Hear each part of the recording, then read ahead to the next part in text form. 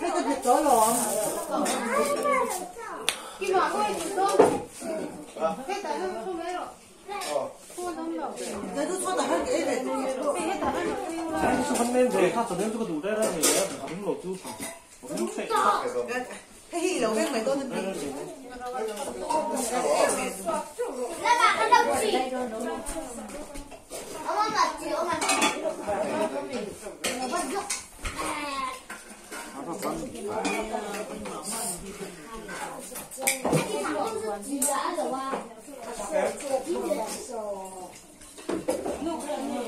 ui ai bây giờ mà đi hít hết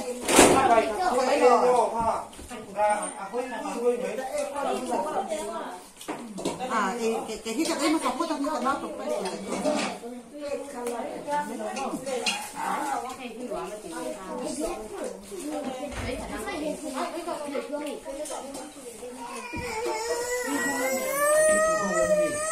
Johnny chơi rồi cô xin lắm chín này Thế tới tắm mày hay.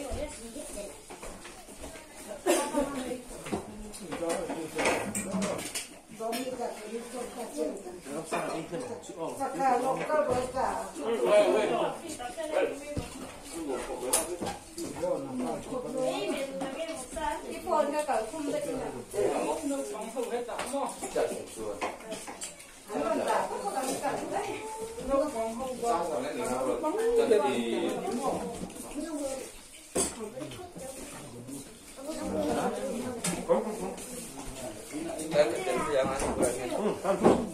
잠깐 빼가 일단.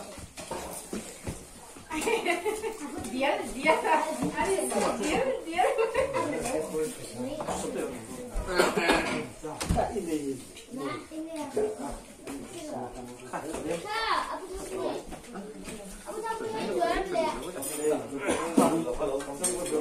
thôi, nó sẽ nói dù nó có sao thôi. Nói gì sẽ lắm.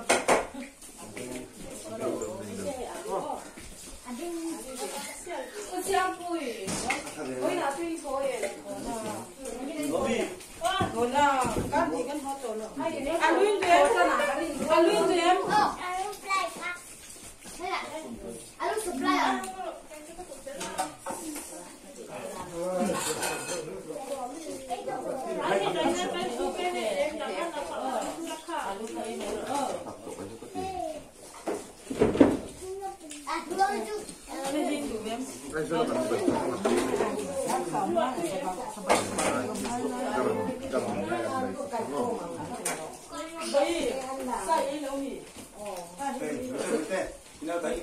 나중에 그 원래 뚜기가 정도 완 보이서 안 해. tiền hết tiền rồi tiền rồi tầm nào vậy đó chứ mà tiền nào mà không được 서봐, 거기 유. 유 말이. 했다 엄마 같아.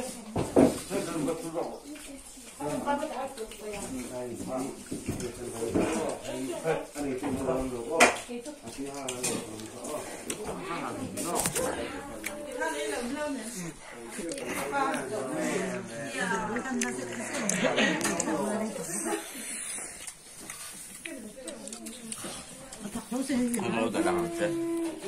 Đây nào.